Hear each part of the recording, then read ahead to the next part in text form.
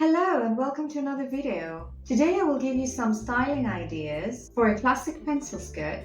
But first, let's understand the essence of the pencil skirts in the mid-20th century. The pencil skirt was a defined garment in the 40s and 50s and early 60s and became a staple in every woman's closet.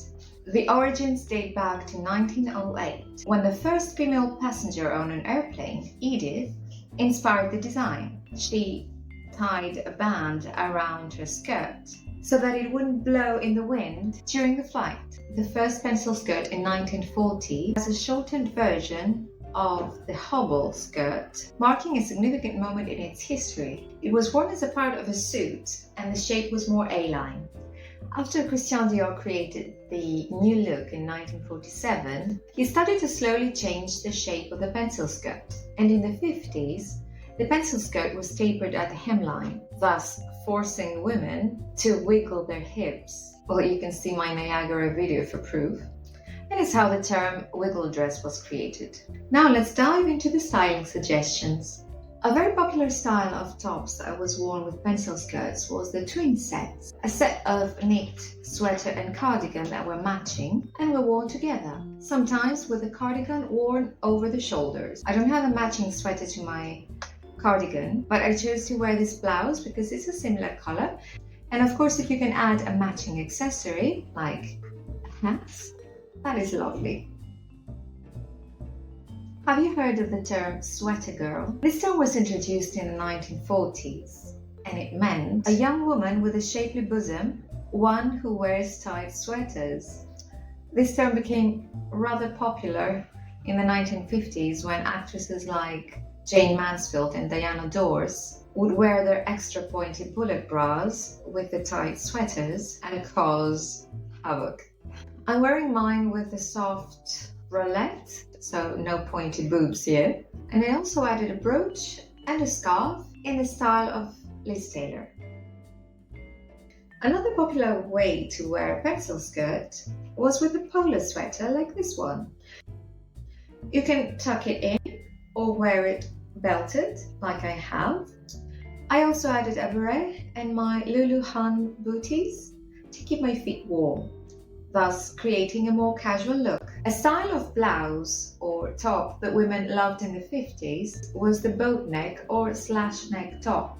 It pairs nicely with any pencil skirt and you can dress it up or down to create many different outfits. Here I have paired it with a wool cape that matches the fabric of the skirt and a faux fur, my vintage gloves and my patent heels. So it's more of a going out look. My last but not least suggestion is to wear an all black or any color that your skirt is outfit and accessorize with a pop of color. Here I'm wearing my black skirt with a black top and accessorizing with red accessories like the hat, the scarf, the bag and the gloves and the shoes. Lots of red. I love matchy. I don't know about you, but I do. I just made a few suggestions to hopefully inspire you. And if you would like to see how I made this pencil skirt, then keep watching. I will be using, of course, my favorite sewing pattern for skirts, which is the Stanwix skirt. And it's by Gertie Charm Patterns. And here you can see me cutting the front of the skirt with my rotary cutter. And this is the back of the skirt. As you can see, this rectangle shape that you see, this forms the back vent. After cutting the pattern pieces, I made the darts and also added some fusible interfacing where the zipper will go and connected the back pieces up to the zipper and also created the vent by basically giving it a press with my iron. And as you can see, it's one piece. There is no slit at the back, but there is a vent that is created by this rectangular piece that I will be sewing in a diagonal way, right and left from the back seam. Like so. So I'm taking it to the machine It's not very visible because the fabric and the thread is black, but hopefully you will be able to see how I'm sewing this.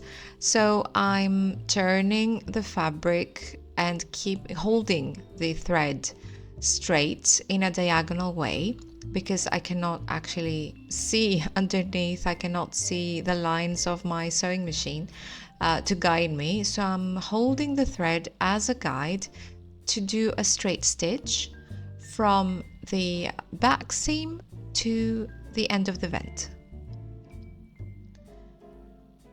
And I will be doing the exact same thing on the right side, holding again the thread as a guide to do a straight stitch, and this way the vent will stay in place without creating a slit. Or is it a split? I'm not sure. Please correct me in the comments. So here you can see how I sewed the back vent, and I think this way you can understand why it had to be that way. I mean, why it had to be sewn that way. So now I have pinned the back and the front together at the side seams, and I will be taking this to my sewing machine. It is a easy stitch, nothing special, and it glides really nicely. Here I have created the waistband. Basically it's two rectangular pieces sewn wrong sides together and then turned to the right side. Of course there's fusible interfacing on one of the waistbands, and I will sew them to the skirt. But now I have to insert the zipper. I'm doing a lapped zipper. I usually do a lapped zipper because I don't like my zipper to show, and especially on this occasion I didn't have a black zipper, so I had to use what I had on hand, which was a dark blue. But of course if you use this kind of method, the lapped zipper method, you don't see the zipper anyway, so it's cool. And here I have pinned the waistband at the waist, and now I'm sewing it, just being careful that everything is aligned. So now the waistband is done, well, almost done, because I have sewn it on the outside, but I need to sew it, hand sew it on the inside. So I just gave it a good press and I turned it inside, and I need to hand sew. And because it's black, I won't have to worry about my hand sewing, which is not that great. Thank you so much for watching, and would love it if you would subscribe and like this video, and I will see you in the next one. Bye.